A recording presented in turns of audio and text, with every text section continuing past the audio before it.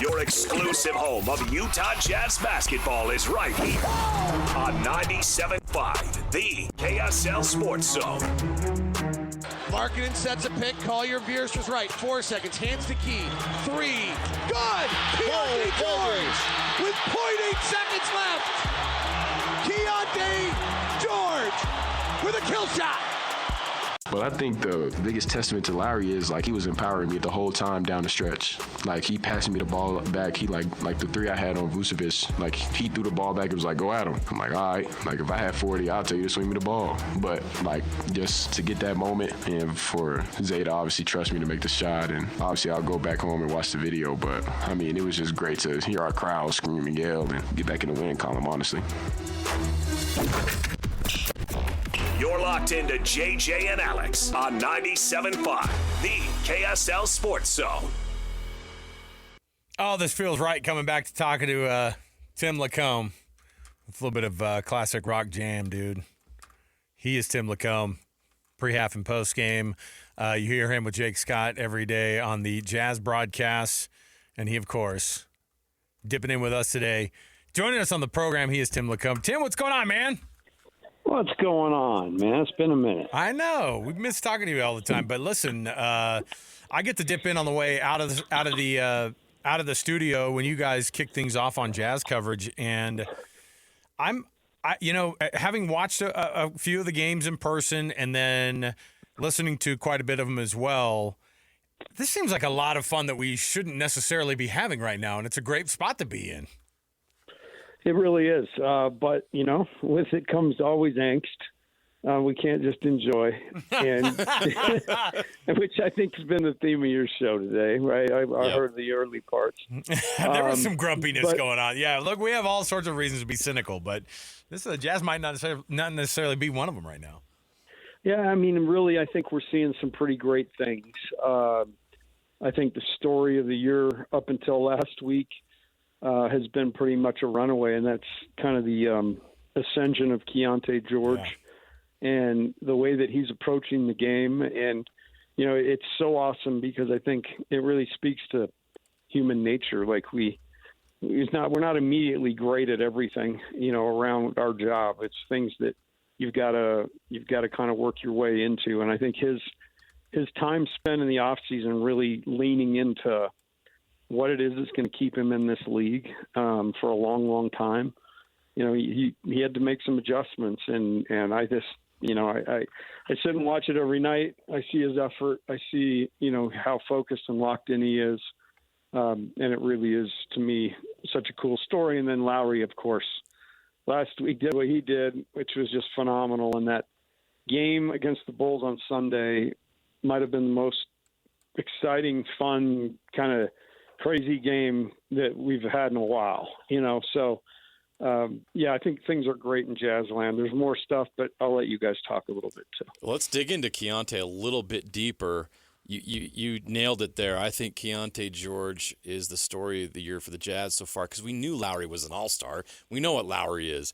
We didn't know what Keyonte is, and what we're seeing right now is a player that could exceed our expectations. Remember, this is a guy that was taken in the middle of the first round. This is a late lottery pick. This is not a guy that was supposed to be a superstar player, but I mean, he's playing like one right now. Specifically, what is he doing at the point guard position that's different than what he was doing the first two seasons? Well, I just think from where I sit, I think it's a real attention to detail. I think it's a focus on all the things that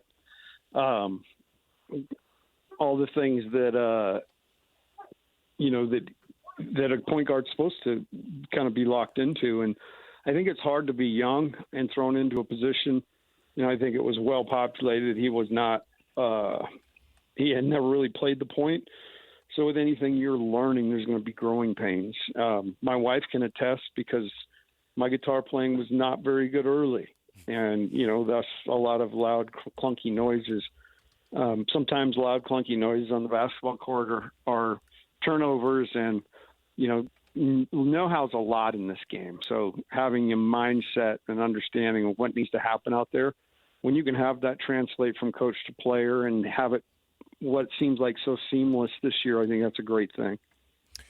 Tim, one of the things, JJ was talking about the Lowry thing and about how, a couple of years ago we had an all-star here in Salt Lake. And then last year, it wasn't just the injury stuff. I also just didn't feel like there was a lot of clicking the moments that he did come back with the team. He had a lot of great moments where he'd be in that 30-plus point range a couple of times. But what is different about Lowry this year? Because it feels like he's even hit a different level. Well, I think he's a rhythm player, and I think he's a guy that really benefits from playing a lot. Timing is a big part of his game, and so I think kind of hit and miss last year, for him playing and some of the injuries he dealt with, the time he spent out, I think it hurt him, and I don't think it hurt him long term, but I just think in the moment he was just not quite as sharp as he typically is because he relies on that. But I think that this year it's pretty evident that this team's built, quite differently. Last year it's pretty well documented. It was hard. I think you had a bunch of veteran guys who you had value in and you wanted to try to do right by and make that, if there were to be a transaction on the back end, that more valuable. But at the same time, you want to bring your young guys along. And sometimes your group just is not basketball congruent. And I felt like, this year when I saw the veterans that they went out and signed, I kind of made the comment that when you look at George Niang, Kevin Love, and Kyle Anderson, you look at guys that are great for a locker room, but they're also great to help young guys develop. They're approachable. They're veteran enough. They've been through the wars. They can speak to it. But they're also not going to be clamoring to be in the rotation unless they deserve to be. And so I just think this year, all that being said, the ball freely moves around. I love what Will's done with the offense. Lowry is a threat, but everybody's a threat. The cutting, the movement, the assists. I think it's been really fun to watch. Ace Bailey is another player that we're focused on quite a bit, and I think we're all going to be understanding and patient with his development and understand that he's not going to have it all figured out year one, and there's a lot of ups and downs that come with that, but some of the ups we've seen are pretty spectacular. What are your thoughts on what you've seen so far from Ace? Yeah, I think you hit it on the head, and again, it goes back to my initial thought, and that is that the only way through is through, and I think if we all kind of look at our own lives every day is not created equal. And some days there's more resistance even in just your day.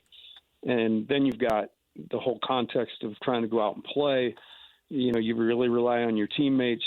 You hope the other team doesn't have this crazy night. So there's just way more that goes into it.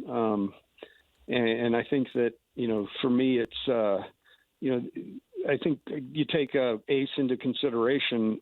There is zero doubt in my mind this dude's an all-star. This guy will be an all-star. Wow. He really makes scoring 20 look easy. But again, the other night he was hindered by foul trouble, which is what? A know-how skill. And, you get an official and he's calling the game tight. You feel like he's, maybe picking on you. You've got to kind of remove yourself from any kind of suspicion. And it's just some things you learn as you go, and the only way to learn them is to actually do it. And I was looking at an article today. At one point, people were really down on the 2021 draft class, and it's 4 years removed now, almost 5 years removed. But you go back and look through those names, and they're big-time contributors on teams across the league. And so, I do think with younger players coming with less experience, there's going to be a more of a steep curve on the front, but then when they find their footing, they're going to be really good players.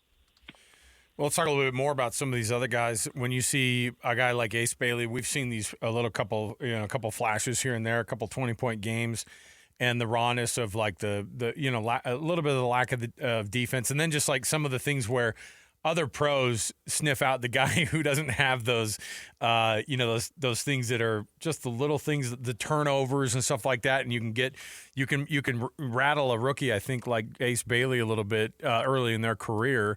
And I think that's the difference now that Ace Bailey can look at Keyonte George and say, man, that guy has grown up a ton over the past few years. Do you think that Keyonte's gotten to that point too now where you go, some of that maturing has been the stuff of cleaning things up in his game that people ridiculed before? Without a doubt. And I think the summer, again, a story that was told across the market, but, Keyonte invited a bunch of guys to go to Texas with him and work out and spend time together. And, again, that's probably not in his comfort zone. He's more of a quiet guy, but I think the fact that he did it and these relationships were forged, these authentic, meaningful relationships, that can only help your performance on the court. So there's zero doubt in my mind, as Keyonte's locker's next to Kevin Love and he's getting counsel, I'm sure there are a lot of conversations late at night or, early in the morning at a diner or something where those guys find a place to eat and they talk about, Ace is asking questions because he's inquisitive. I do know that. Mm-hmm. The kid's a sponge and he definitely wants to learn it.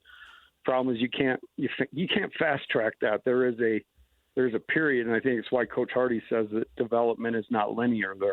There's a ton of factors at play. The Jazz are so good right now that a lot of fans that are have their eye on the draft next year are panicking a little bit and worried about conveying that pick. And one of the reasons why they're panicking is because we watch A.J. DeBonsa right here in Utah do amazing things at BYU. You've had a chance to see him play some games for the Cougars. Now, what are your early thoughts on A.J. DeBonsa? What stands out to you about his game?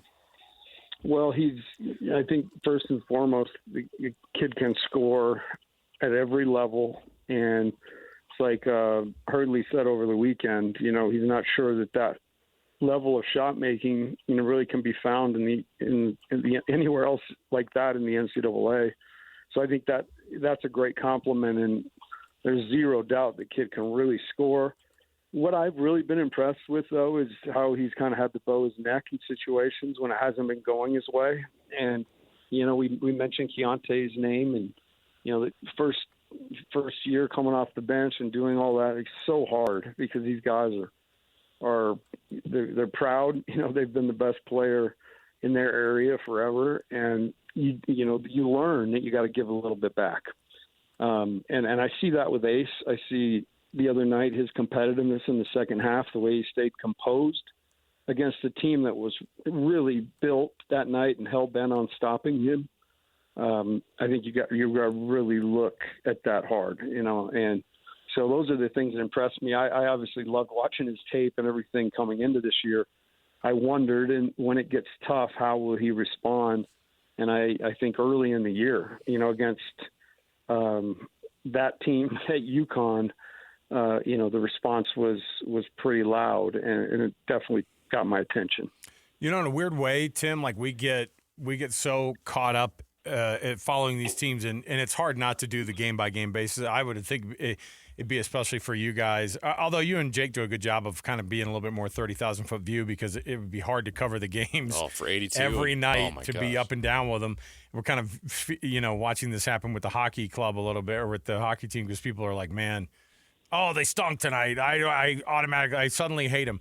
What's like the big picture version of this team that fans can dip in, because now at 5-8, people are kind of like, what's going on with these guys? And they're winning more games than maybe you thought, which is a weird thing to complain about because at the same time, we like watching the wins. And where that kind of marries with whatever the rest of the plan looks like, where does that land? And how do you guys kind of approach it on a nightly basis when you talk about it? It's a great question. The first thing I'll say is, I think Austin Ames was pretty clear in his press conference. We're just going to win this year. Come on. Right. And we're going to compete, and we're going to, try to win regardless of, whatever Jazzman Larry at twitter.com or anybody does. I follow that guy. So yeah. So I would simply say, that stuff's great, and we all love it and hate it at the same time. But, the message was given. There is a transparency, amongst, I've worked with and around this organization now for 6 years. And if you listen, they're going to tell you what they're doing. And, he said it, and even the question, what about the draft pick? What's going to happen with that? Well, we'll deal with that as it happens. And I think what has happened in a short period of time is I think it's always been a question: can Lowry be a number one guy? I mean, that's the thing I've been asked over the last 3 years. And he just had a 4-game stretch where he scored 138 points in 4 games, and looked a lot like a number one guy to me. And you look at he's averaging 30 points a game. So top quietly, 5, yeah. Top 5 in the league. Quietly, though, what's happening, again, the recipe has been Oklahoma City, right? And what happened? They got a trade, and Shea developed into what he is now. Quietly, I mean, Lowry's really, really good. And the crazy part is I thought he was good. He's gotten better. Because if you look at his rebounding, his assists, like he's really functioning well within the team unit. And I think part of that is the way they're playing. Not as many ball screens, way more motion and movement and active cutters. So I guess that's happened. Then at the same time, we talked about early, Keyonte's, ascension into what he's doing right now with the right head on his shoulders. And again, a guy who's putting up great numbers night in and night out. Add to the mix, unfortunately, Walker Kessler, who's proven he can anchor a defense, at a high level. And all of a sudden, everybody's like, what do we look around? And then I haven't even mentioned Isaiah Collier, who has been a game changer for this particular team this year, because he just comes in the game and it's infectious. He races the ball up the floor and he makes the right basketball play, and it somehow, some way, everybody else does too. And he has a remarkable effect on this team. So while everybody's kind of focused on the pick and the record, I'm seeing some pretty good flowers budding, because I've been sitting here day after day watching it for the last 6 years. Well, the story tonight is probably going to be about the Lakers, because it looks like LeBron James is going to make his season debut, season number 23. Tim, that is insane. Before we cut you loose, your thoughts on LeBron lasting this long at this level? It's just insane that he's still able to do this. It really is. And, I think his stamina, but, it's just, again, another guy who never got satisfied and just continued to work. The knock on him early is, well, he can't shoot 3. And, he's not necessarily a marksman now, but it's a threat, and you've got to be there. And that's all you ask in basketball. If he's got to be there, you can use that big body to get by him if they're too close. So I marvel like everybody else. I think the time where I've always kind of, because you compare him to your era, right? And I still believe, MJ's the best player of all time. Okay, it's just, and my dad thought Oscar Robertson was. So I think those will just be generational arguments. But what stood out to me is that last Olympics, the way he played with fire. And, there was zero doubt that he was the leader of that team. I happen to have a great relationship with Mark Few, and he was on a staff on that team. And when he got home, we had an opportunity to talk. And he just told me how emotionally strong, how, that dude is just a leader of leaders. He couldn't say enough good about him. So I think with all it being said, been around a long time, but he's really been able to stay and raise the level. And, while his teams have the last few years haven't been great, I think he's definitely somebody in his history that will be talked about for his endurance and stamina, and as long as he was able to play a game at a high level.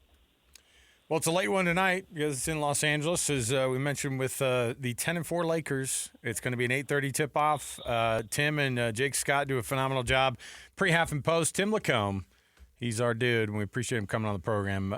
Tim, have a good night and have a good call. Have a fun time watching that one, man. All righty. I've got my sleeping bag, so I'm good here in the studio. There you go. Tim LaComb, everybody. There you go.